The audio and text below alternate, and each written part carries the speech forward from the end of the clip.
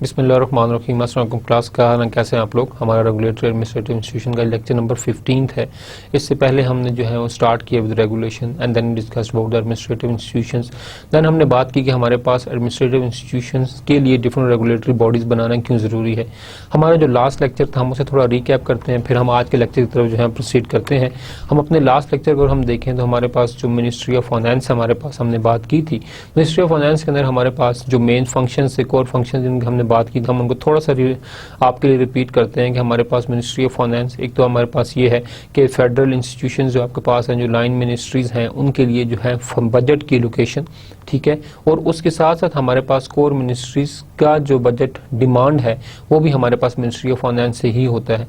Then हमने बात की थी हमारे पास कि हमारे पास बजट रेगुलेटरी अथॉरिटी हमारे पास है, वहाँ पे हमारे पास किस तरह से जो है फाइनेंसिंग जो है कंट्रोल होते हैं। देन हमने, अगर थोड़ा आपको रिमाइंड हो, थोड़ा आपको याद हो, तो हमने बात की थी आपके पास के क्वालिटी इंश्योरेंस, कि आपके पास क्वालिटी किस तरह से आपके पास इंश्योर की जाती है, ठीक है, at ministry of the finance, ठीक है। क्योंकि हमारे पास क्वालिटी इंश्योर करना है आपने, क्योंकि आपके पास जो डिफरेंट लाइन मिनिस्ट्रीज हैं आपसे डायरेक्टली कनेक्टेड है। अगर आपके दरमियान में आपकी कम्युनिकेशन, आपकी जो है वो अटैचमेंट, आपकी synchronization, interlinkage with other ministries वो वीक होगा तो शायद आप सही सर्विसेज प्रोवाइड ना की जा सकें, ठीक है। तो हमारे पास दैट इज़ गुड कि आपके पास मिनिस्ट्री ऑफ फाइनेंस जो है वो ISO 9001 2000 जो आपके पास इंटरनेशनल स्टैंडर्ड है क्वालिटी का, उसको जो है वो इश्योर करता है, ठीक है। और लाइन मिनिस्ट्री के साथ जो कोलैबोरेशन है, जो वर्किंग है, जो फाइनेंशियल डिस्ट्रीब्यूशन है फंड्स की, उसके अंदर जो है वो फुल जो है वो सपोर्ट करता है। जो हमारे पास मेन कोर फंक्शंस से हमने बात की थी हमारे पास मिनिस्ट्री ऑफ फाइनेंस से, अगर हम उन कोर फंक्शंस को देखें तो हमें पता चलता है कि हमारे पास जो इनका मेन काम हमारे पास है that is prepare the annual fiscal budget. आपके पास ईयरली जो प्लानिंग है, ईयरली जो बजट आपके पास, and issue advocate regulation for the execution. आपके पास फर्स्ट ऑफ ऑल तो इंपॉर्टेंट थिंग ये है कि बजट बनाना क्यों जरूरी है आपके पास, ठीक है। हम डायरेक्टली जो है वो पैसे लगाते रहें जब जरूरत पड़े और जब ना जरूरत हो तो छोड़ दें। Is it possible? आपके पास ख्याल में क्या ऐसा ठीक होगा? इवन आप अपने घरों में देखें, इजीली आपके पास सिंपल मैनेजमेंट आप देखें आपके पास कि आपके पास इनिशियली जब जाते हैं तो घर वाले बड़े क्या करते हैं कि एक दफ़ा इकट्ठा सौदा लेकर आ जाते हैं, ठीक है। आपके पास रीज़न बिहाइंड ये होता है कि बजट आपके पास उसको मैनेज करना होता है। जब हम एक मुल्क के बजट की बात करते हैं तो हमारे पास जो है that is something very very मतलब बिग एक्टिविटी। आपने पूरे के पूरे मुल्क के अंदर जो डिफरेंट एक्टिविटीज़ हैं उनको आपने फर्स्ट ऑफ ऑल स्ट्रीमलाइन करना है, इनको आपने पहले आइडेंटिफाई करना है, फिर असेसमेंट करनी है, उसके बाद फिर आपने प्लान करना और फिर उसके बाद आपने फाइनेंशियल डिस्ट्रीब्यूशन करनी फॉर ईच एंड एवरीथिंग, ठीक है। टैक्सेस कितने लगाने हैं, इंपोर्ट एक्सपोर्ट पॉलिसी, आपके पास technological, social development, whatever, आपके पास एजुकेशन, आपके पास अच्छे खासे डिफरेंट शोबे हैं जहाँ पे आपको चीज़ों किया जाता है। लेकिन ईजी आपके पास सरकार ये है कि हमारे पास जो डिफरेंट गवर्नमेंट्स हैं उनके पास डिफरेंट मिनिस्ट्रीज हैं, ठीक है। हर मिनिस्ट्री जो आपके पास है वो अपना रोल प्ले करती है। हर मिनिस्ट्री के अंदर जो है वो इतनी कैपेसिटी है कि they can define their own budgets, अपना बजट खुद कैलकुलेट करती हैं and then they directly send their budget, their requirements to the ministry of finance. और मिनिस्ट्री ऑफ फाइनेंस अपने बजट के मुताबिक देखते हुए जो है वो बजटिंग करती है और जो जितना पोर्शन रिक्वायर्ड है उसको जो है उतना पोर्शन जो है वो अलॉट किया जाता है। सिर्फ पोर्शन अलॉट नहीं किया जाता, सिर्फ फंड्स एलोकेट नहीं किए जाते, बल्कि दैट वेरी स्पेसिफिक मिनिस्ट्री आपके पास, ठीक है, वो किस तरह से रेगुलेट करेगी, वो किस तरह से इन फंड्स को जो है यूटिलाइज करेगी, उसका क्राइटेरिया और उसका जो मैकेनिज्म है वो भी आपके पास जो है बताया जाता है। अनदर इंपॉर्टेंट थिंग हमारे पास है मैनेज गवर्नमेंट फाइनेंशियल एसेट्स। आपके पास जो फेडरल गवर्नमेंट है, जो प्रोविजनल गवर्नमेंट है, उसके जो आपके पास एसेट्स हैं, जो फाइनेंशियल एसेट्स हैं, उनको मैनेज करना भी आपके पास मिनिस्ट्री ऑफ फाइनेंस की one of the prime responsibility आपके पास है, ठीक है। आपके पास अनदर इंपॉर्टेंट फंक्शन जो हमने बात की थी मिनिस्ट्री ऑफ फाइनेंस का, that is to propose bills related to the management of the government employees, particularly bills related to the staffing, salaries, benefit and pension. आप देखते हैं आमतौर पे आपके पास मिनिस्ट्री ऑफ फाइनेंस जब आपके पास बजट होता है तो हम कहते हैं जी सैलरी इतनी बढ़ा देगी, पेंशन इतने % बढ़ा देगी, सैलरी इतने % आपके पास बढ़ा देगी, इतने % जो है टैक्स, इतनी % सैलरी जिनकी इस बेस लाइन से ऊपर उनके ऊपर इतना टैक्स लगा दिया गया। तो ये तमाम जो आपके पास चीज़ें हैं, these are very important thing. हमारे पास तमाम की तमाम चीज़ें, आपके पास जो एम्प्लॉय मैनेजमेंट है, जो एम्प्लॉयज़ की सैलरीज, पेंशन, तमाम चीज़ें जो आपके पास हैं, ये अगेन आपके पास मिनिस्ट्री ऑफ फाइनेंस ही इनको जो है आपके पास वो हैंडल करता है। अनदर इंपॉर्टेंट थिंग हमारे पास है amortize debt and coordinate financial activities carried out within the scope of its power for the different ministers and their related entities। जो different ministries हैं, हर एक मिनिस्ट्री की अपना एक जो है वो अथॉरिटी लाइन है, एक स्पैन ऑफ कंट्रोल है, ठीक है। उनको बजट अलॉट किया जाता है, बट हमारे पास जो मिनिस्ट्री ऑफ फाइनेंस है, जितना बजट अलॉट किया जाता है, जो उन्होंने एक्टिविटीज़ परफॉर्म की हैं, उनको मॉनिटर करने के लिए ऑडिटिंग की जो सर्विसेज है वो आपके पास प्रोवाइड करता है, ठीक है। कि आपके पास फंड्स तो यूज़ हुए, फंड्स रिलीज भी किए गए, लेकिन जो ऑडिट का आपके पास मेन कंसर्न था वो जो है आपके पास मिनिस्ट्री ऑफ फाइनेंस जो है वो उसको अंजाम देती है आपके पास। Participate in the negotiation of international free trade and financial agreements. जो आपके पास डिफरेंट फाइनेंशियल एग्रीमेंट्स हैं, आपके पास जो डिफरेंट फ्री ट्रेड जोन्स हैं, मीन आपके पास जो direct linkage networking with the international, आपके पास जो कंपनीज हैं, जो इंटरनेशनल ऑर्गेनाइजेशन है, इंटरनेशनल इंस्टीट्यूशंस हैं, जहां पे आपके पास फाइनेंस इन्वॉल्व है, ठीक है, और आपके पास फाइनेंशियल डिस्ट्रीब्यूशन, ठीक है, इंपोर्ट एक्सपोर्ट, तमाम चीज़ें आपके पास जो है वो आपके पास जो है वो मिनिस्ट्री ऑफ फाइनेंस जो है वहाँ पर भी जो है वो फैसिलिटेट करती है। Exercise all powers and rights as granted on it in the state bank Pakistan. State of Pakistan ने जितने भी पावर्स दी हैं मिनिस्ट्री को, वो ऑलरेडी तमाम की तमाम पावर जो है मिनिस्ट्री ऑफ फाइनेंस अपने जो है वो यूटिलाइज करती है। फिर हमने आपके पास बात की थी हमारे पास मीडियम टर्म बजटरी फ्रेमवर्क की। मीडियम टर्म बजटरी फ्रेमवर्क आपके पास जो फाइनेंशियल और जो प्रोविजनल गवर्नमेंट हैं, जो लाइन मिनिस्ट्रीज हैं, ठीक है, उनके लिए एक फ्रेमवर्क डिज़ाइन किया गया कि वो अपना बजट जो है वो किस तरह से प्रिपेयर करेंगे।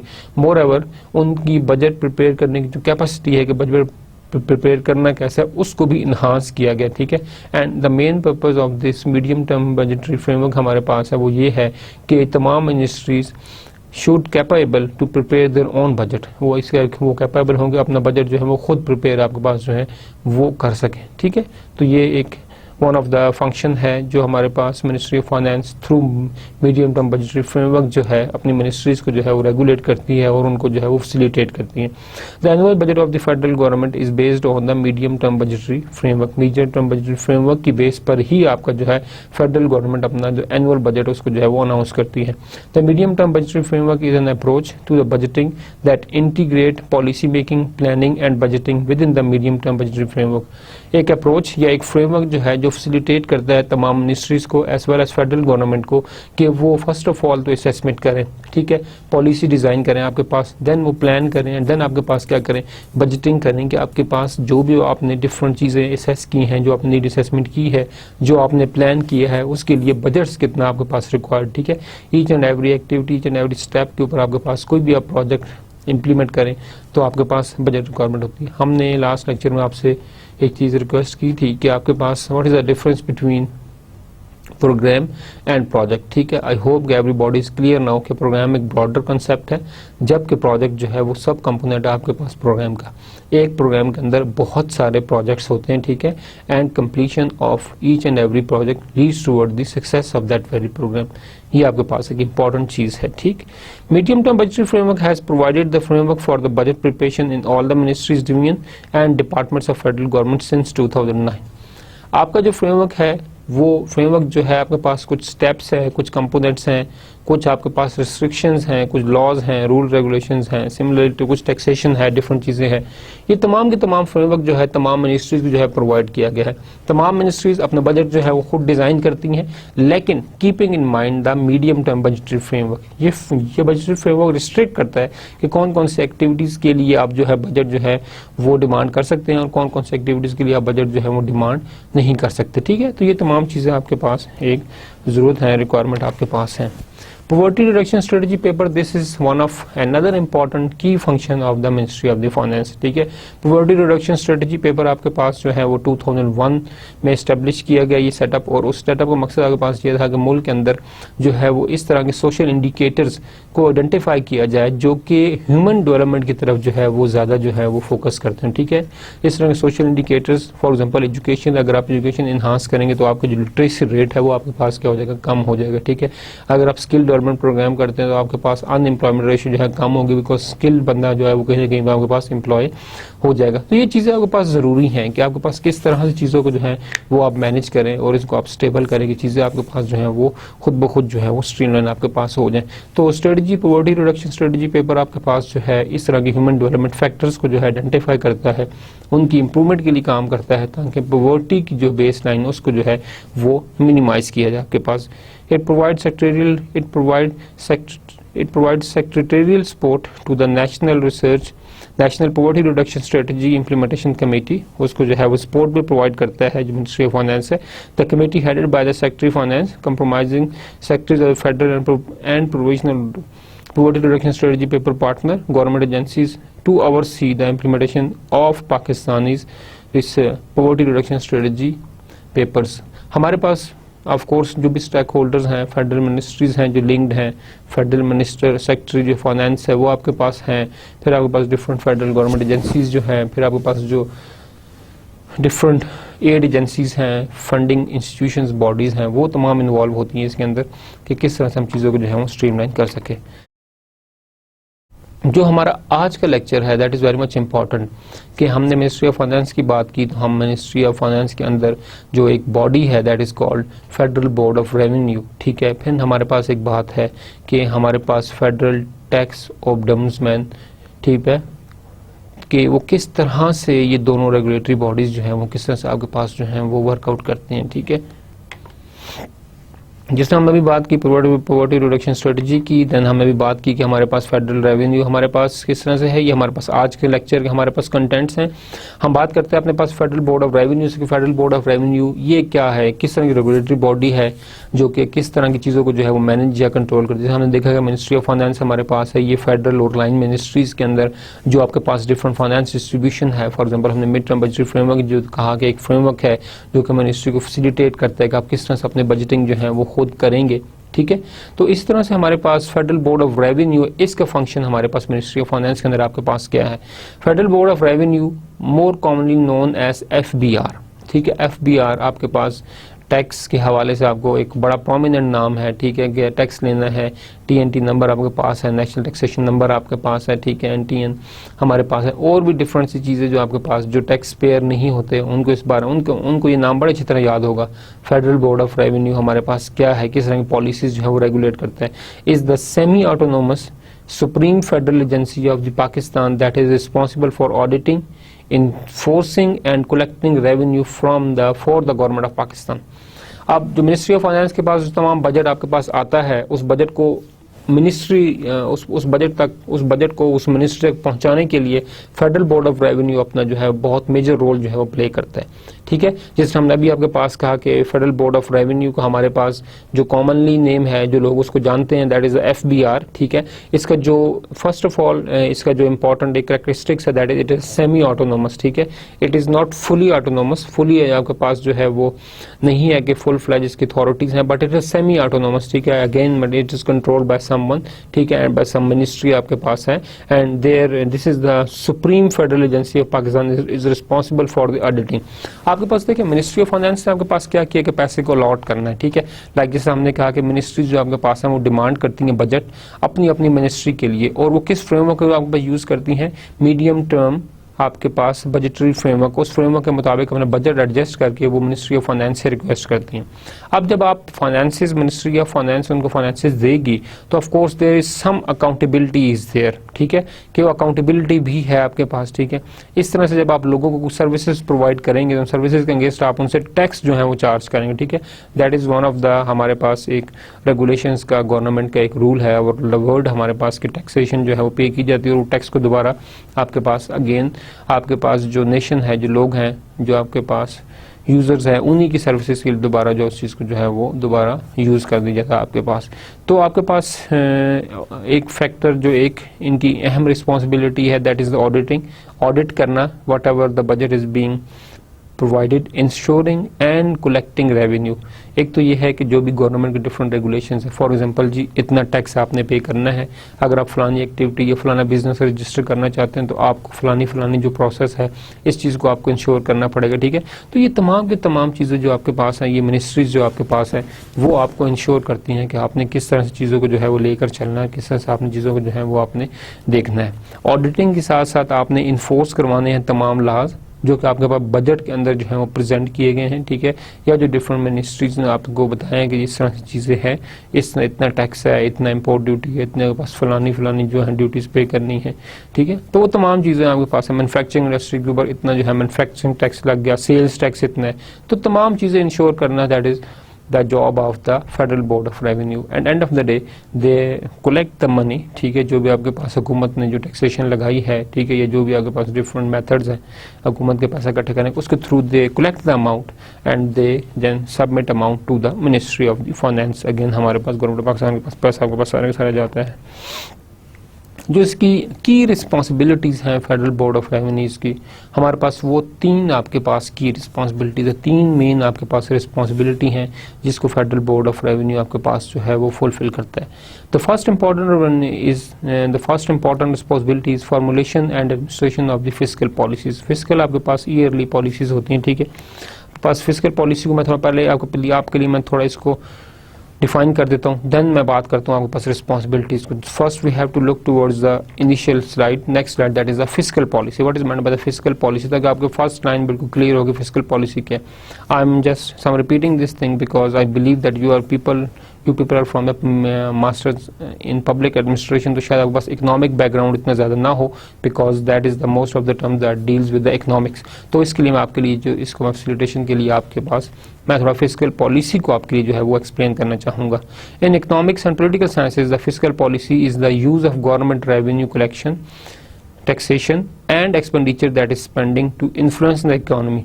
आपके पास टैक्सेशन अगर ज़्यादा होगी या टैक्सेशन नॉमिनल होगी, whatever is the case आपके पास वट एवर है, तो आपके पास ऑफ कोर्स गवर्नमेंट के लिए इनकम का सोर्स होगा। अगर गवर्नमेंट टैक्स लगाती है और गवर्नमेंट पैसे कलेक्ट करती है लेकिन उसको स्पेंड नहीं करती, अगेन मतलब कि this is mistake from the government and. Of course आपके पास जो एक इक्विलिब्रियम है सोसाइटी के अंदर वो ज़रूर जो आपके पास है डिस्टर्ब हो, ठीक है। अगर जितना आप टैक्स ले रहे हैं उतनी ही आप सर्विसेज प्रोवाइड कर रहे हैं, देन ऑफ कोर्स आपके पास जो है वो चीज़ें जो हैं वो काफ़ी ज़्यादा स्ट्रीमलाइंड आपके पास हैं। तो हमारे पास जो फिस्कल पॉलिसी है, this is the use of the government revenue collection that is taxation and expenditure to influence the economy or else it involve the government changing in the level of taxation and government spending in order to influence aggregate demand and level of the economic activity।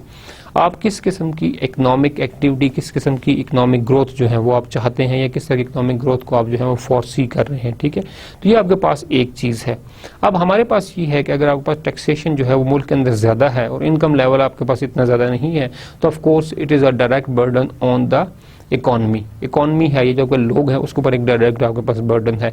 तो आप अगर tax को एक proper streamline के मुताबिक, for example last budget आपके पास जो अभी गुजरा, इस बजट के अंदर आपके पास क्या था कि आपके पास इनकम लेवल के हिसाब से कि जिसका इनकम लेवल इतना है इतना बजट देगा, जिसका इनकम लेवल इतना है वो इतना बजट देगा।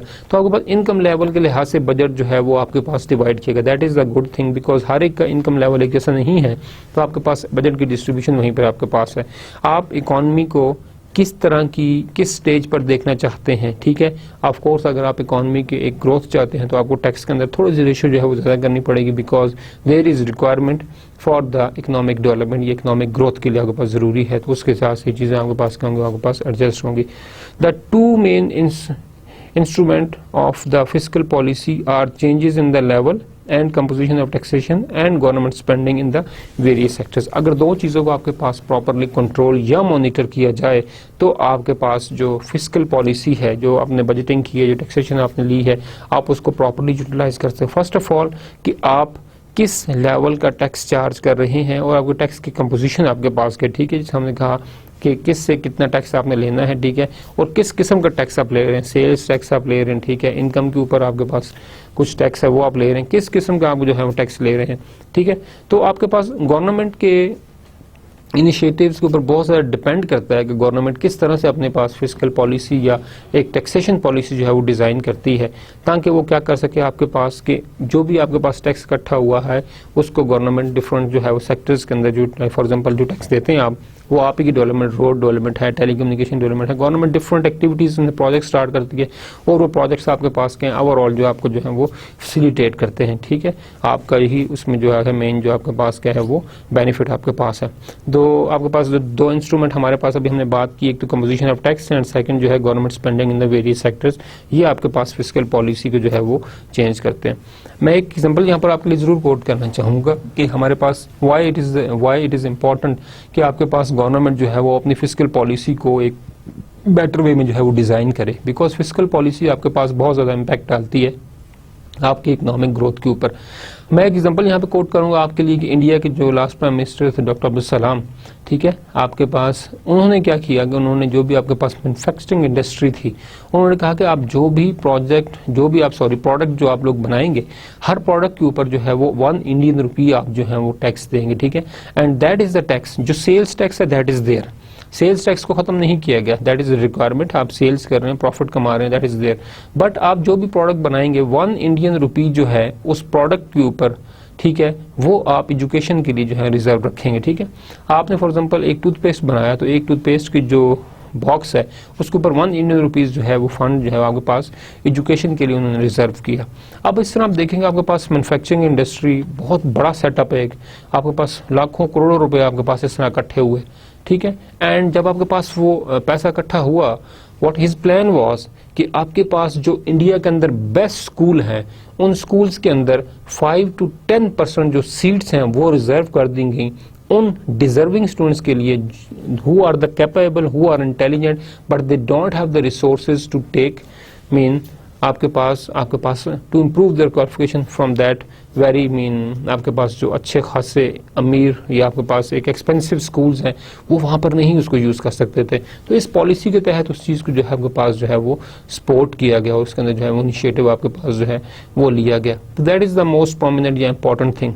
उसको आप देखेंगे हमारे पास किस तरह से आप बजट को जो है वो यूटिलाइज करते हैं। इट इज़ वेरी इंपॉर्टेंट कि गवर्नमेंट अपनी पॉलिसी किस तरह से वो रेगुलेट करती है। I hope that you are very much clear with the fiscal policy. अब हम बात करते हैं अपने पास फेडरल बोर्ड ऑफ रेवेन्यू के जो मेन रिस्पॉन्सिबिलिटीज़ हैं। पहली चीज़ हमारे पास ये formulation administration of the fiscal policies, ठीक है, taxation and government spending on the different institutions and different जो आपके पास डिफरेंट सोशल एक्टिविटीज़ हैं, इसको जो है FBR मॉनिटर करता है, ठीक है, फॉर्मुलेट भी करता है फिस्कल पॉलिसी को और फिर उसको एडमिनिस्ट्रेशन भी देता है। Levy and collection of the federal taxes हमारे पास जो है वो फेडरल टैक्सेस जो लगते हैं, डिफरेंट सेल्स टैक्स आपके पास है, सैलरीज के ऊपर टैक्स लगते हैं, डिफरेंट आपके पास इंपोर्ट है, एक्सपोर्ट, वट एवर डिफरेंट भी आपके पास टैक्सेस हैं, उन तमाम के जो कलेक्शंस हैं वो आपके पास जो है फेडरल बोर्ड ऑफ रेवेन्यू की ड्यूटी के अंदर आपके पास आता है, वो इसको कलेक्ट करते हैं। Another important thing is quasi judicial function of hearing of the appeals. ये भी आपके पास जो हेयरिंग ऑफ द अपील्स हैं, ठीक है, आपके पास जो टैक्स नहीं पे करते उनको अगेन आगे अदालत तक लेके जाना, वो तमाम ये भी आपके पास FBR की रिस्पॉन्सिबिलिटी है। अब मैं थोड़ा सा एक्सप्लेन करना चाहूँगा। आपके पास quasi judicial body is an entity such as arbitrator or tribunal board हमारे पास generally of the public administrative agency who has the power and procedure resembling those of the court of law or judge and which is obligated to objectively determine facts and draw conclusion for them so as to provide the basis of an official action। आपके पास जो quasi judicial function है वो आपके पास इस case के अंदर आपके पास FBR है, जो एक बॉडी है जो कि इस तरह के जो टैक्स पेयर नहीं होते या जो टैक्स नहीं देते, ठीक है, उनके लिए जो है तमाम चीज़ों को वो उसकी हेयरिंग जो है, अपील्स जो भी जमा होती हैं वो भी आपके पास क्वाजी जुडिशियल फंक्शन के तहत FBR जो है अपना रोल प्ले करता है। Such actions are able to remedy a situation or impose legal penalties और may effect the legal right, duties or privilege of the specific party. जो हमारे पास क्वाजी जुडिशियल फंक्शन है कि आप अपील की हेयरिंग करते हैं और डिसीजन भी लेते हैं, इस केस के अंदर आपके पास जो करप्शन है उसको जो है वो मिनिमाइज किया जाता है और इस तरह के एक्शन जो है इट प्रोवाइड अ रेमेडी ठीक है, और इम्पोज द लीगल पेनल्टीज, जो आपके पास नहीं जमा करते उसके ऊपर लीगल पेनल्टीज आपके पास जो हमारे पास पेनल्टीज जो है उनको जो है वो लगाया जाता है, ताकि आपके पास क्या हो, ताकि जो लोग नहीं पे कर रहे हैं उनको जो है वो सजा भी आपके पास जो है वो दी जाए। Fiscal policy we already done with that. हमारे पास अब इंट्रोडक्शन आपके पास सेंट्रल बोर्ड ऑफ रेवेन्यू का, ठीक है। Central board of revenue actually जो है एफबीआर का इनिशियल नेम था, जो कि आपके पास 1924 में जो है वो दिया गया। आजकल हम उसको एफबीआर के नाम से जानते हैं, बट इनिशियली जब हमारे पास हुआ ब्रिटिश दौर के अंदर, जब हमारे पास 1924 के अंदर central board of revenue create किया गया था through enactment of the central board of revenue act 1924, उसके तहत इस चीज़ को बनाया गया। इन 1944 a full-fledged revenue division was created under the Ministry of Finance। 1944 को अंडर मिनिस्ट्री ऑफ फाइनेंस में जो है वो रेवेन्यू डिवीजन के नाम से जो है एक नया डिवीजन, जैसे हमारे पास आजकल फाइनेंस डिवीजन है, ठीक है, उस वक्त जो है वो 1944 के अंदर जो है वो रेवेन्यू डिवीजन जो है वो आपके पास डेवलप किया गया।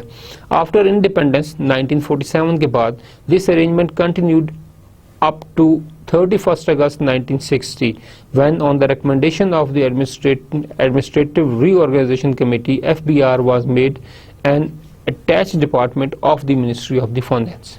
ठीक है, इसको पहले रेवेन्यू डिवीजन एंड फिर 1960s के अंदर जो है हमारे पास on the approval recommendations of the administrative reorganisation committee FBR के नाम से जो है एक इदारा तश्कील दिया गया है, जो कि एक ऑटोनोमस बॉडी है और वो आपके पास काम करती है अंडर मिनिस्ट्री ऑफ फाइनेंस के। In 1974 further changes were made to streamline the organisation and its function. ठीक है, इसके फंक्शंस और इसकी जो इसकी ऑर्गेनाइजिंग बॉडी है, जो इसकी ऑर्गेनोग्राम है, उसको और ज़्यादा इंप्रूव किया गया। कंसिक्वेंटली हमारे पास the post of chairman of federal board was created, FPR was created with the status of ex officio additional secretary on secretary finance was relieved of his duties as ex officio chairman of the FBR. ठीक है, additional secretary या हमारे पास secretary finance, दोनों में से कोई भी जो है इसको हैंडल करता है। By the enactment of FBR act 2007 in July 2007 as central board of revenue has become now federal board of revenue. अब मतलब फेडरल बोर्ड की इसका इंट्रोडक्शन था कि फेडरल बोर्ड ऑफ रेवेन्यू की हमारे पास इनिशियल जब central board of revenue, then वो एक रेवेन्यू डिवीजन आया एंड देन 1960s में अगेन मतलब कि एफबीआर के तौर पे इसने जो है वो काम शुरू किया और जिसको हैंडल करता है एडिशनल सेक्रेटरी, आपके पास सेक्रेटरी जो है वो फाइनेंस है। This is the organogram of the FBR. जैसे हमने बात की हमारे पास के सेक्रेटरी रेवेन्यू डिवीजन या आपके पास जो है वो चेयरमैन है, इसमें आपके पास एडिशनल सेक्रेटरी या आपके पास सेक्रेटरी फाइनेंस वो जो है फेडरल एफबीआर को आपके पास चेयर करता है और आपके पास एक इंडिविजुअल एंटिटी है एफबीआर की, ठीक है, जो हमारे पास इस चीज़ को जो हैंडल करता है। हमारे पास अगर हम इसको देखें तो हमारे पास इसके अंदर जो है वो 4 डिफरेंट जो हैं वो डिपार्टमेंट्स हैं। First of all is the operational department, then support department, functional department and then the 7 DGs हमारे पास जो है। अगर हम ऑपरेशनल मेंबर्स को देखें तो इसमें हमारे पास 2 और हमारे पास हैं, member consumer, member IR relation, international relation operations हमारे पास, उसके लिए हमारे पास ऑपरेशनल मेंबर्स का नाम दिया गया। Then we have the support members. अगर हम स्पोर्ट मेंबर्स की बात करें तो हमारे पास इसके अंदर 5 डिफरेंट जो है हमारे पास मेंबर्स पाए जाते हैं स्पोर्ट मेंबर्स के अंदर। First of all member strategic planning department के लिए मेंबर स्ट्रेटेजिक प्लानिंग चाहिए आपको। मेंबर लीगल जो आपके पास केसेस हैं, जो आपके पास हेयरिंग्स हैं, उसके लिए आपके पास लीगल एडवाइस चाहिए, that's why we have a member legal. Then we have member administration to look over the overall, for example हमारे पास administration of the organization. Member IR policy, हमारे पास मेंबर इंटरनेशनल रिलेशनशिप पॉलिसी, ठीक है, जैसे हमने बात किया हमारे पास फ्री ट्रेड जोन्स हैं हमारे पास जो हैं, और जो फाइनेंशियल एग्रीमेंट्स हैं विद डिफरेंट कंट्रीज वो आपके पास जो है वो वर्कआउट करते हैं आपके पास मिनिस्ट्री ऑफ फाइनेंस। सिमिलरली हमारे पास यहाँ पर भी आपके पास एफबीआर भी जो है वो लुक आफ्टर करती है कि इंटरनेशनल रिलेशनशिप हमारे पास जो है उसकी पॉलिसी के अंदर एफबीआर भी अपनी जो है इनपुट जो है वो देती है आपके पास। मेंबर IT, आपके पास जो इंफॉर्मेशन टेक्नोलॉजी, ऑफ कोर्स हमारे पास तमाम चीज़ें जो है वो डिजिटल हैं, आपके पास ऑटोमेटिक हैं, कनेक्टेड हैं एक दूसरे के साथ, तो मेंबर IT जो है वो अपना रोल वहाँ प्ले करते हैं।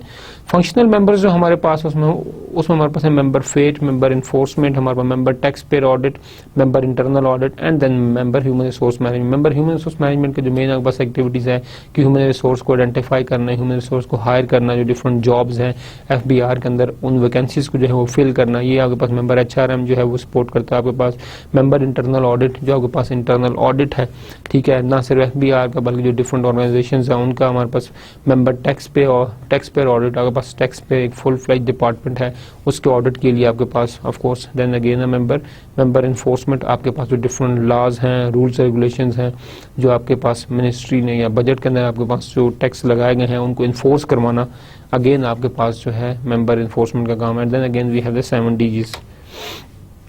जो हमारे पास एक इम्पॉर्टेंट चीज़ है जो हमने मॉनिटरिंग के अंदर बात की कि FBR का जो मेन फंक्शन है that is monitoring, tax collection आपके पास है, ठीक है। इनकम टैक्स लगाना नहीं है बल्कि इनकम टैक्स तो बजट में आपके पास लगता है, बल्कि उस टैक्स को इन्फोर्स करना है और फिर उनको कलेक्ट करना है। That is the main and supreme task of FBR। ये हमारे पास FBR का जो है वो मेन काम है। हम अगर देखें हमारे पास मॉनिटरिंग के अंदर हमारे पास जो है वो 4-5 चीज़ें हैं। First of all is income tax. हमारे पास इनकम टैक्स है जो हमारे पास फेडरल बोर्ड ऑफ रेवेन्यू का मॉनिटरिंग के अंदर पहला फंक्शन है कि इनकम टैक्स की जो है उसको कलेक्ट करना, उसको इन्फोर्स करवाना, ठीक है। Second important is the federal excise duty. Import है, एक्सपोर्ट्स आपके पास हैं, फेडरल एक्साइज ड्यूटी आपके पास जो है लगती है प्रोडक्ट्स के ऊपर, वो आपके पास इंश्योर करना। Then the sale tax, whatever you are manufacturing when you are going to sell it you have to pay the sales tax on each and every product you manufactured, ठीक है, इस चीज़ को देखना आपके पास। Then we have the imports, then we have the exports. हमारे पास चीज़ें हैं इम्पोर्ट एक्सपोर्ट दोनों को देखना हमारे पास, ये हमारे पास अलग से चीज़ें हैं। तो ये हमारे पास 5 मेन फंक्शंस हैं जो आपके पास फेडरल बोर्ड ऑफ रेवेन्यू जो है वो आपके पास सर अंजाम देता है।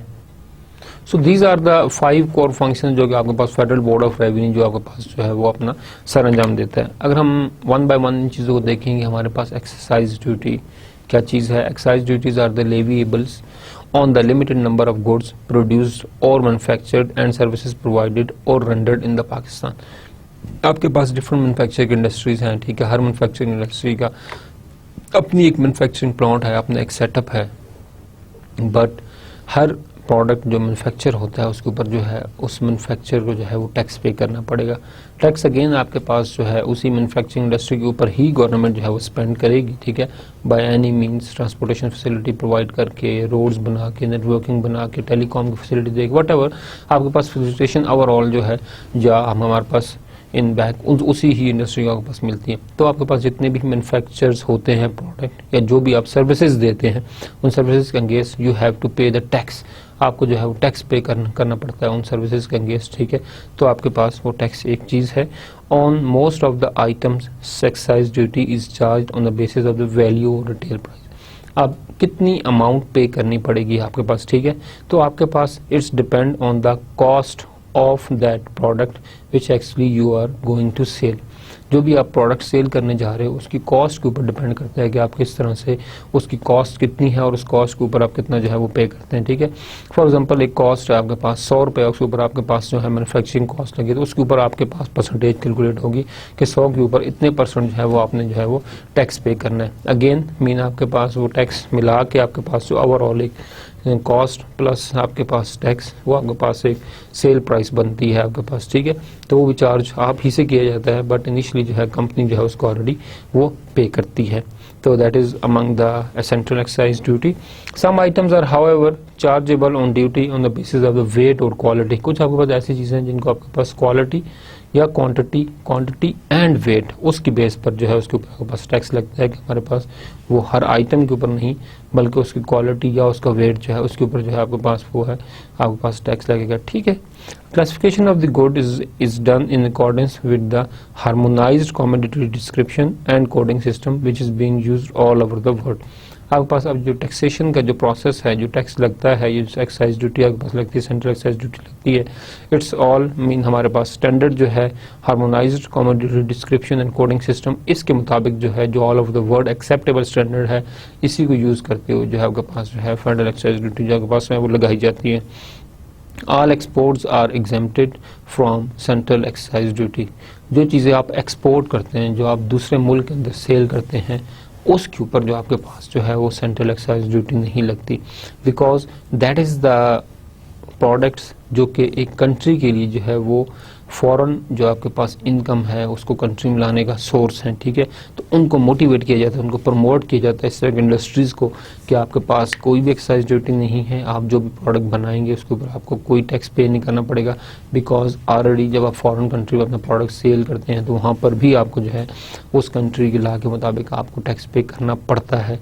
अब इशू ये हमारे पास जब हम यहाँ से कोई चीज़ सेल करते हैं, ठीक है, और वो वहाँ पर जाता है तो आपके पास आउटकम क्या हमारे पास आती है कि आपके पास जो है वो इंटरनेशनल जो मनी है, जो ज़र मुबादला है, वो आपके पास आपकी कंट्री में आता है, ठीक है।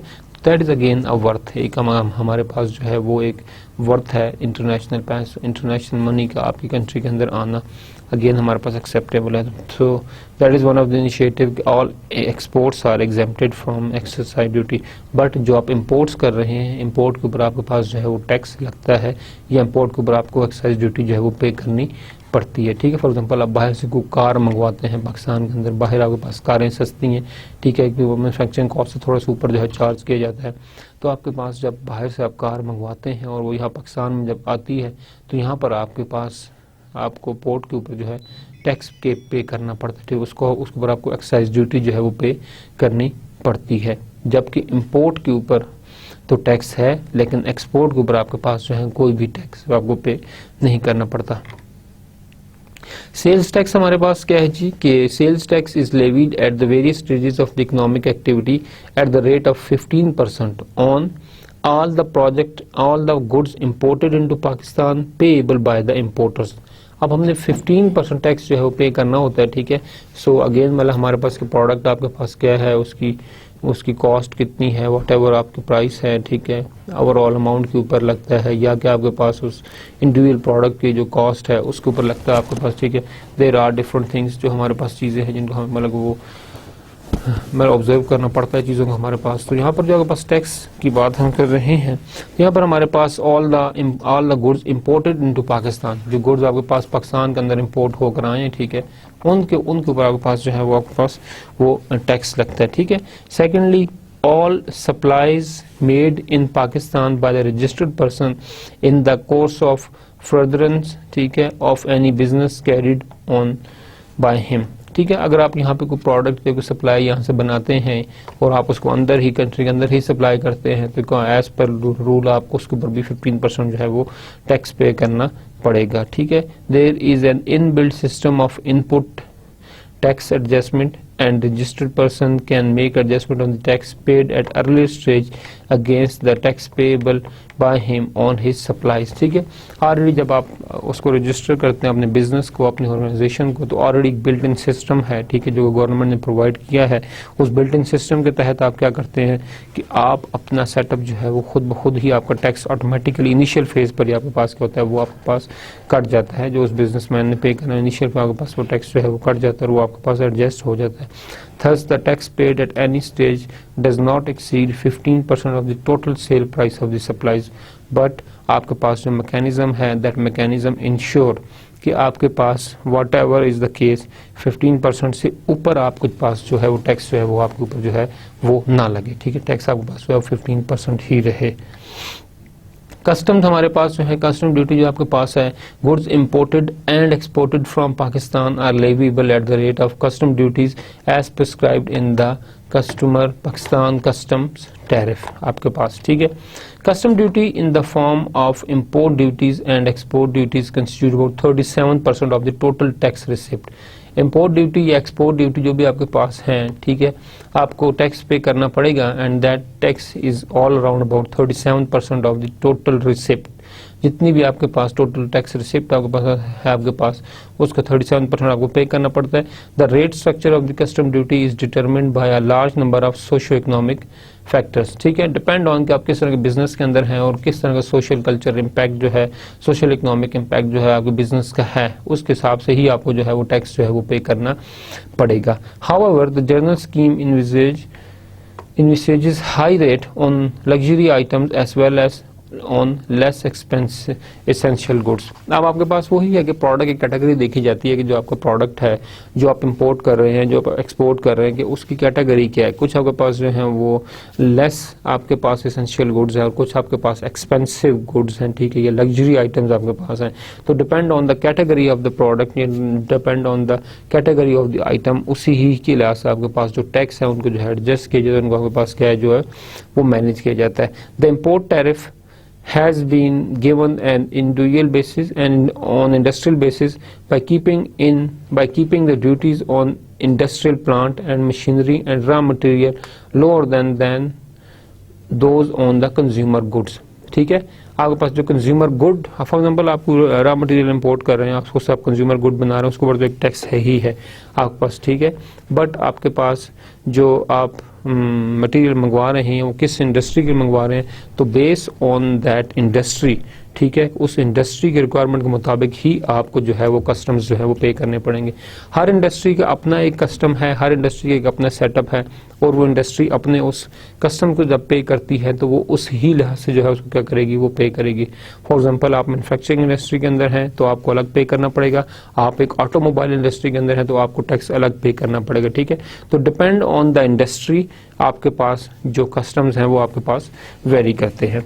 हमारे पास history of the income tax अगर हम देखेंगे, ये इनकम टैक्स स्टार्ट कहाँ से हुआ, ठीक है, इनिशियली मतलब कहाँ से इसको जनरेट हुआ, इनकम टैक्स का इनिशियल कहाँ से हुआ, पाकिस्तान के अंदर इनकम टैक्स कहाँ से हमारे पास स्टार्ट कैसे हुआ, इसको हम देखें। अगर हम हमारे पास इसकी हिस्ट्री देखें तो income tax act of 1922, like हमने जस्ट अभी थोड़ी देर पहले बात की थी 1924 की, फेडरल बोर्ड ऑफ रेवेन्यू जो आपके पास है वो 1924 के अंदर जो है इनिशियली जो है उसको आपके पास बनाया गया, ठीक है। At that time it was the construction like that revenue construction, इस तरह कुछ उसका नाम था, ठीक है। इनकम टैक्स एक्ट ऑफ 1992 हमारे पास जो है prevalent in the business in the British Raj and was adopted by the government of Pakistan as its income tax law. 1928 के अंदर जो है ये ब्रिटिश राज के अंदर जब हमारे पास ब्रिटिश लॉ था, जब ब्रिटिशर यहाँ पाकिस्तान में थे उस वक्त जो है इनकम टैक्स जो था यहाँ पे था और लगा हुआ था, और उसी चीज़ को ही अडॉप्ट किया गया गवर्नमेंट ऑफ पाकिस्तान ने भी, ठीक है, हमारे पास एज इनकम टैक्स लॉ। हमारे पास जो इनकम टैक्स ऑर्डिनेंस है, it was the first law on the income tax, it was promoted in Pakistan on 1 जुलाई 1979 को जो है इस चीज़ को लाया गया पाकिस्तान के अंदर bye the government of Pakistan, और गवर्नमेंट ऑफ पाकिस्तान ने इसको 1979 के अंदर जो है वो इम्प्लीमेंट किया। To update the tax laws and bring country's laws in accordance with international standards, income tax ordinance 2001 was again announced on 13 September 2001 which become effective from 1 July 2002, ठीक है। इंटरनेशनल स्टैंडर्ड्स के मुताबिक इनकम टैक्स को जो है वो adjust करने के लिए, उसको लगाने के लिए दोबारा जो है आपके पास जो है वो रिवाइज किया गया आपके पास income tax ordinance, income tax law, और उसको इनकम टैक्स ऑर्डिनेंस 2001 के नाम से जो है मुस्तफीद किया गया। IT rules 2002 was again initiated by the FBR on 1 July 2002 in exercise of the power granted under 237 of the ordinance, ठीक है। FBR has the power to revise the exercise duty, ठीक है, और इनकम टैक्स और information technology rule हमारे पास जो है इनकम टैक्स रूल 2002 के मुताबिक अगेन जो है FBR ने टैक्स के जो रूल्स है उनको जो आपके पास जो है वो रिवाइज किया, ठीक है। हमारे पास according to the BBC this is one of a report जो कि मतलब के आपके पास है, और मैं इसको वैसे देख रहा था तो मैंने इसको आपसे शेयर करना मुनासिब समझा कि आपके पास पाकिस्तान के अंदर जो टैक्स रेशियो है कि वो कितनी है, कितने लोग से, it is this report was about 2012 की है, हमारे पास 2 साल पुरानी है, बट हम देखते हैं कि हमने इसके मुताबिक क्या है, इस रिपोर्ट के मुताबिक क्या है। The BBC report said Pakistan had a lower than average tax take that with only 0.57% of Pakistanis, that is इतनी छोटी सी इतनी बड़ी पॉपुलेशन के अंदर से 7,68,000 individuals paying income tax last year. In comparable countries the level is about 15%। आपके पास पाकिस्तान एक of course developing countries है, ठीक है, डेवलपिंग कंट्री के अंदर आपके पास आता है, ठीक है। तो आपके पास जो एक आम कंट्री है, जो इवन अंडर डेवलप्ड कंट्रीज के अंदर जो टैक्स की जो रेशियो है दैट इज 15%, एंड पाकिस्तान के अंदर जो टैक्स पेमेंट की रेशियो है दैट इज ओनली 0.57%। तो आप देख लें कि हमारे पास हमारे मुल्क के अंदर जो है वो टैक्स की कितनी रेशियो जो है वो पे की जाती है आपके पास, ठीक है। तो टैक्स इज दैट कि आपके पास इस तरह से इस चीज़ को सीरियस नहीं लिया जाता कि we have to pay the tax और whatever is the thing। तो आपके पास tax is one of the important thing जो कि फैसिलिटेट करती है आपको कि आपकी जितना अच्छा आप टैक्स पे करेंगे उतनी ही ज़्यादा आपको फैसिलिटीज़ मिलेंगी, ठीक है। क्योंकि गवर्नमेंट के पास अपना इनकम का कोई सोर्स नहीं होता, ठीक है। जो स्टेट आपके पास इंस्टीट्यूशंस हैं वो अगेन डिपेंडेंट है आपके टैक्स के ऊपर, ठीक है। आप टैक्स पे करेंगे तो वो इंस्टीट्यूशंस आपके पास जो हैं वो प्रॉपर्ली फंक्शन करेंगे और आपके टैक्स से services and of the day आपको ही मिलेंगी, ठीक है। So only 0.57% is a very very very low percentage of the people who are actually paying tax in Pakistan। Otherwise we have a lot of things, we have a lot of industries and everything, but most of the time हमारे पास government जो है उनसे tax collect करने में जो है वो फेल हो जाती है आपके पास। So I already provided the link of that article, you can read more about that कि पाकिस्तान का स्टेटस इनकम का क्या, इनकम टैक्स का क्या है और जो दूसरी कंट्रीज है उनके भी कंपैरिजन किया गया आपके पास, ठीक है। तो आपके पास एक चीज़ तो ये है। देन एक और जो आपके पास हमने बात की कि हमारे पास एक तो फेडरल बोर्ड ऑफ रेवेन्यू जो मिनिस्ट्री के अंदर आपके पास काम कर रहा है, मिनिस्ट्री ऑफ फाइनेंस के अंदर, but there is another important institution जिसको हमें जो है वो डिस्कस करना है ज़रूरी है, that is that federal tax ombudsman, ठीक है, Pakistan, ombudsman Pakistan. Federal board ombudsman Pakistan is a critical component of our strategy to strengthen complaint filing and decision support system for the aggrieved हमारे पास टैक्स पेयर्स। आपके पास जो फेडरल टैक्स ओम्बड्समैन जो एक policy है, जो स्ट्रेटजी है, इसके मुताबिक आपके पास ये है कि you have online facility available कि आप जो क्या कर सकते हैं, अपनी जो कंप्लेन है अगेंस्ट द टैक्स जो आपने पे नहीं की वो आपके पास कंप्लेन फाइलिंग सिस्टम आपके पास जो है अवेलेबल है, and decision support system for the aggrieved tax payers, और आपके पास डिसीजन सपोर्ट सिस्टम की फैसिलिटी भी आपके पास अवेलेबल है, ठीक है, for those tax payer who already paid the tax and for also for those tax payer जिन्होंने टैक्स पे नहीं किए, ठीक है। तो आपके पास government of Pakistan establish the federal ombudsman in 1983 in accordance with the requirement of the constitution of the country का जो आइन था उसके मुताबिक ही जो है हमारे पास इस आपके पास जो फेडरल बोर्ड था, फेडरल ओम्बड्समैन जो आपके पास सेटअप था, इस चीज़ को जो है वो एडजस्ट किया गया आपके पास। The provinces followed suit and establish provisional ombudsman. आपके पास जो एक फेडरल लेवल पर तो आपके पास है, जिस हमने बात की फेडरल टैक्स ओम्बड्समैन, इस तरह प्रोविंसेस ने भी इस चीज़ को फॉलो किया और प्रोविंसेस के अंदर भी इंडिपेंडेंटली जो है, एक इंडिविजुअली जो है इस तरह के इदारे जो आपके पास जो हैं वो आपके पास बनाए गए। दस Pakistan joined the international club of countries having the office of ombudsman as a critical component of welfare state that advocate focus on service delivery at the national and sub-national levels। International standards के मुताबिक हमारे पास ये है कि आपकी country के अंदर जो है वो एक फेडरल बोर्ड या आपके पास हर प्रोविंस के अंदर जो है वो एक इदारा होना चाहिए जो कि क्या करे, केयर करे आपके पास किस चीज़ की, आपके पास कंप्लेन फाइलिंग की, जो आपके पास टैक्स पे कर रहे हैं उनकी शिकायत की, ठीक है, और उसके साथ साथ मतलब कि हमारे पास सर्विस डिलीवरी को भी इम्प्रूव बनाए आपके पास नेशनल एज वेल एज सब नेशनल लेवल्स, ठीक है, जो दूसरे डिस्ट्रिक्ट्स हैं, डिफरेंट इदारे हैं, उनके मुताबिक उनके लिए भी आपके पास जो है वो टैक्स जो आपके पास जो है वो आपके पास सपोर्ट प्रोवाइड करे। यहाँ पर जो एक और इम्पॉर्टेंट चीज़ आपके पास है वो ये है कि आपके पास इंटरनेशनल स्टैंडर्ड्स के मुताबिक अगर आप चाहते हैं कि आपका टैक्स जो है और जो आप सर्विसेज प्रोवाइड कर रहे हैं वो सर्विसेज वही हों जो इंटरनेशनल क्वालिटी है और इंटरनेशनल स्टैंडर्ड को फॉलो करते हैं, तो उसके लिए भी एक जो आपके पास है टैक्स ओम्बड्समैन जो है सेटअप बनाना ज़रूरी था, ताकि आप जो है क्या हो सकें कि आप इंटरनेशनल जो बरादरी है, जो इंटरनेशनल क्लब है आपके पास ओम्बड्समैन का, उसके अंदर जो है वो पाकिस्तान शामिल हो सके, और दैट इज़ द पर्पज़ कि आपके पास फेडरल टैक्स ओम्बड्समैन जो है इस चीज़ को जो है आपके पास वो बनाया गया। आपके पास जो सर्विसेज हैं, जो हमारे पास इसका मैंडेट है, विजन है, मिशन है, वैल्यूज़ हैं, हमारे पास जो मैंडेट है उसके मुताबिक हमारे पास क्या है कि हमारे पास जो नेशनल जो फेडरल टैक्स ओम्बड्समैन हमारे पास है, that they diagnose, investigate, redress and rectify any injustice done to a person through maladministration by functioning administrative federal tax loss, ठीक है। हमारे पास अगर किसी बंदे के साथ ज्यादती हुई है या माल एडमिनिस्ट्रेशन, हमारे पास माल एडमिनिस्ट्रेटिव प्रैक्टिसेस जो है वो यूज़ की गई हैं, तो आपके पास जो फेडरल टैक्स ओम्बड्समैन है वो जो आपके पास कंप्लेन रजिस्टर करने के लिए आपको फैसिलिटी प्रोवाइड करता है। ऑनलाइन भी आपके पास कंप्लेन रजिस्टर फैसिलिटी अवेलेबल है और उसको आप वहाँ पे दर्ज करके क्या कर सकते हैं कि जो हमारे पास माल एडमिनिस्ट्रेटिव प्रैक्टिसेस है उसको आप जो है आइडेंटिफाई करके उसको आप जो है वो रेक्टिफाई कर सकते हैं।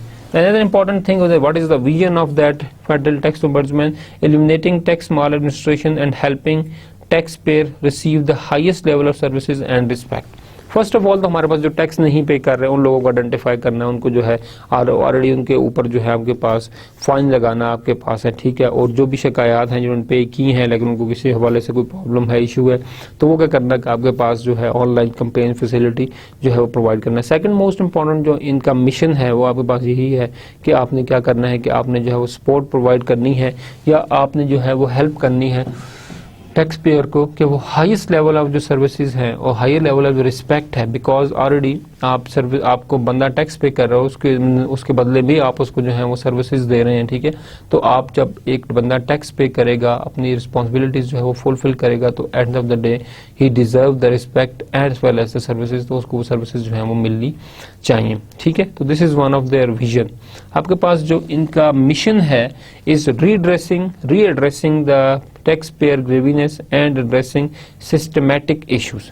आपके पास फर्स्ट ऑफ ऑल तो एक सिस्टमैटिक सेटअप का होना जरूरी है ताकि आप जो भी टैक्स पे कर रहे हैं, टैक्स कलेक्ट कर रहे हैं, उसका आपके पास कोई सेटअप हो कि whether that guy he already tax पे किया है या टैक्स पे नहीं किया। ग्रीवनेस मीन नाराजगी आपके पास, ठीक है, टैक्स पेयर्स की कि आप टैक्स पे करते हैं but still you are not getting the services which actually there. आपके पास जिस तरह हमने अभी लास्ट बीबीसी की रिपोर्ट में देखा कि आपके पास 0.57% है, ठीक है, तो very few people they are actually paying the tax. अब आपके पास टैक्स इतना थोड़े लोग आपके पास पे करेंगे तो आप क्या एक्सपेक्ट करेंगे इस थोड़ी सी अमाउंट से क्या आपके पास जो है सर्विसेज जो आपके पास जो है वो दी जाए, ठीक है। जो पे करते हैं वो तो पे करते हैं, जो नहीं पे करते हैं उनके भी आपके पास जो है प्रॉब्लम्स हैं, इश्यूज आपके पास जो है आपके पास वो आपके पास हैं। तो there is mission is to something overcome the grievance, इस ग्रीवनेस को जो है वो खत्म करना है और आपके पास एड्रेसिंग द सिस्टमैटिक इश्यूज, जो आपके पास सिस्टमैटिक इश्यूज हैं उनको जो आपके पास जो एड्रेस करना है।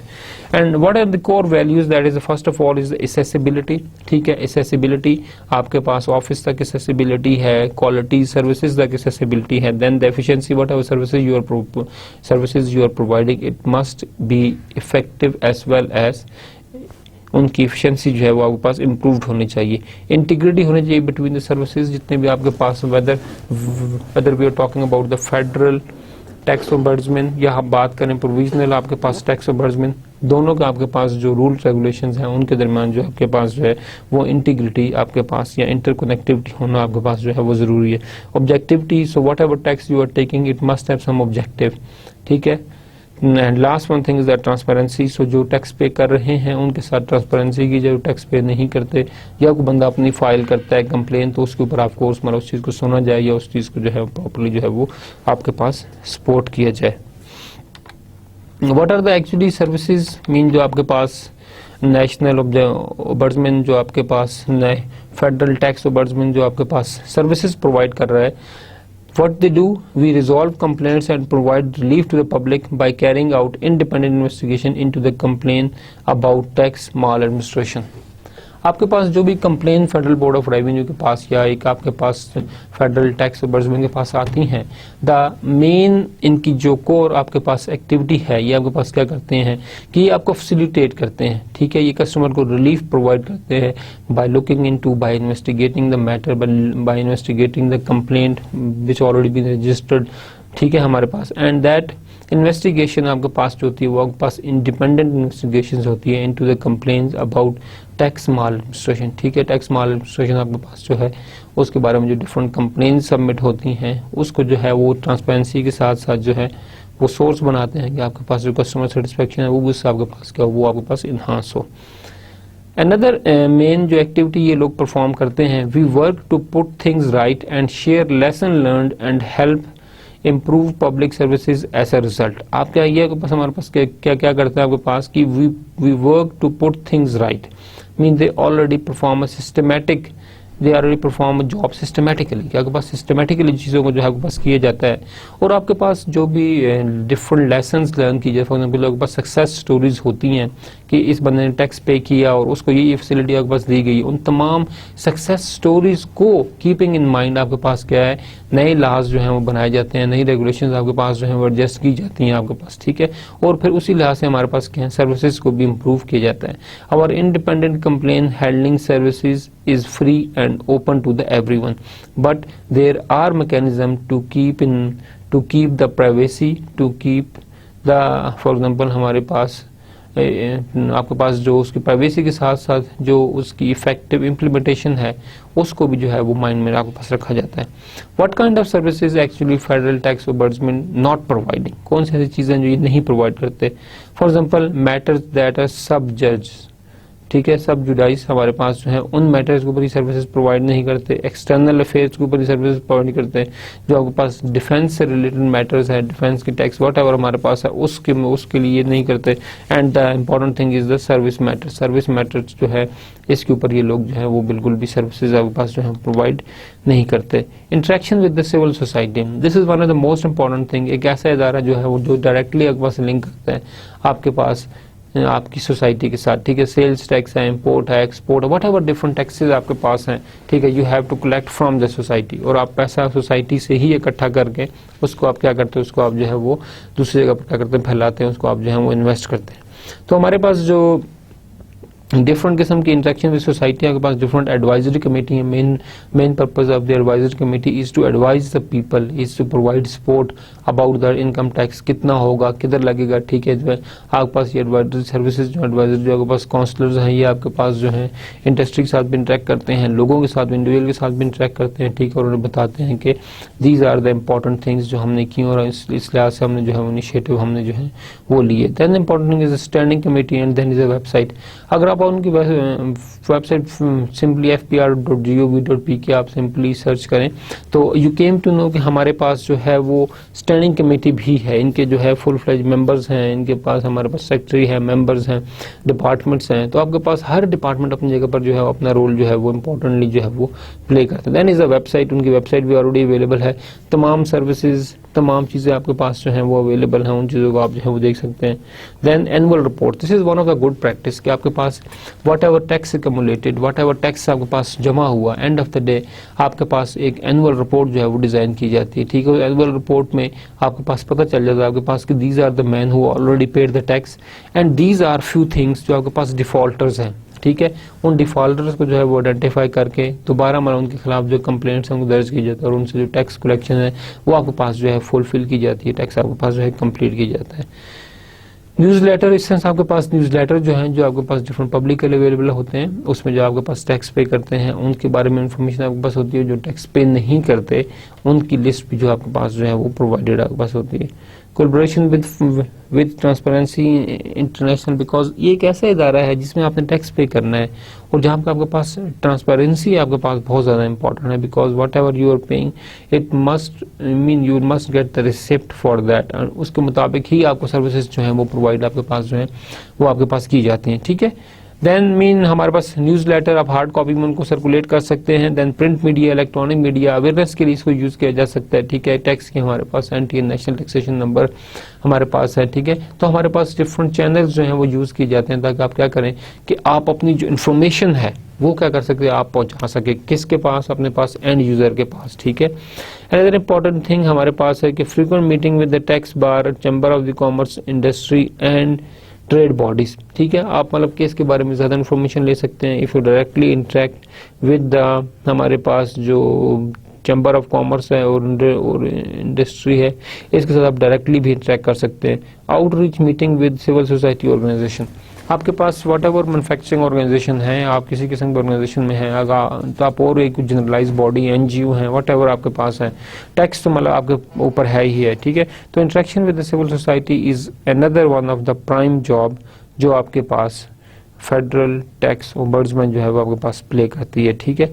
इसके साथ साथ आपके पास टैक्स की फदीयत, टैक्स के बेनिफिट्स आपके पास, ये भी आपके पास जो है वो इस बॉडी का काम है कि आपके अंदर अवेयरनेस या आपके अंदर जो चीज़ें हैं उनको जो है वो चीज़ों को जो है वो क्लियर किया जाए, ठीक है। एंड अगर आप इनकी वेबसाइट विजिट करें तो वहाँ पे देखेंगे आपके पास मोस्ट ऑफ द आपके पास जो चीज़ें हैं उनके फॉर्म्स जो आपके पास ऑनलाइन, फॉर एग्जांपल आपकी कंप्लेन रजिस्टर करनी ऑनलाइन, आप जाएं रजिस्टर करें अपनी कंप्लेन जो हम दर्ज करें, ठीक है, within 24 hour you will get the response. Moreover आपके पास ये है कि आपके पास जो भी डिफरेंट डिफॉल्टर्स हैं लिस्ट है उनकी भी आपके पास लिस्ट जो है वो आपके पास अवेलेबल होती है, जो फेडरल बोर्ड ऑफ रेवेन्यू क्या करती है उनको जो है वो प्रोटेक्ट करती है, प्रोटेक्ट करके नहीं करते, हम प्रोटेक्शन नहीं कहेंगे बल्कि उनके खिलाफ जो है वो एक्शन लेती है आपके पास। Frequent meeting with tax bar, chamber of the commerce and industry, trade bodies. आपके पास एक और इम्पॉर्टेंट फंक्शन ये है कि आपके पास इसमें लीगल जो रिक्वायरमेंट है वो आपके पास बहुत ज़्यादा है, आपके पास यहाँ पे लीगली जो है आपके मुकदमात, ठीक है, आपके पास जरूरत है।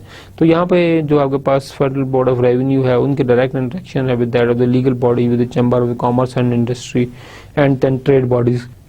Outreach meeting with the civil society के साथ जो आउटरीच मीटिंग है वो आपके पास अनदर इम्पॉर्टेंट जो आपके पास फैक्टर है जो देखा जाता है। हम अगर अपने आज के लेक्चर को रिवाइंड करें, आपको रिकैप करूं मैं, तो आपने देखा कि हमने आज के लेक्चर में फेडरल बोर्ड ऑफ रेवेन्यू के बारे में पढ़ा, हमने फेडरल बोर्ड ऑफ रेवेन्यू के जो डिफरेंट फंक्शंस हैं हमने उन फंक्शंस को वन बाय वन देखा, और फिर हमने बात की फेडरल टैक्स ओम्बड्समैन आपके पास पाकिस्तान, जो आपके पास फेडरल टैक्स है वो जब आपको लगता है, ठीक है, और आपके पास एक इदारा है फेडरल टैक्स ओम्बड्समैन, उसके बारे में हमने बात की। इंशाल्लाह जो हमारे पास नेक्स्ट लेक्चर होगा उसमें हम बात करेंगे अपने पास ministry of foreign affair, this is one of the most important ministry, जो आपके पास डिफरेंट फॉरेन अफेयर्स हैं, फॉरेन मैटर्स हैं, उसके जो तमाम रेगुलेशंस हैं, ठीक है, वो आपके पास जो है मिनिस्ट्री ऑफ फॉरेन अफेयर्स जो है वो आपके पास प्रोवाइड करती है।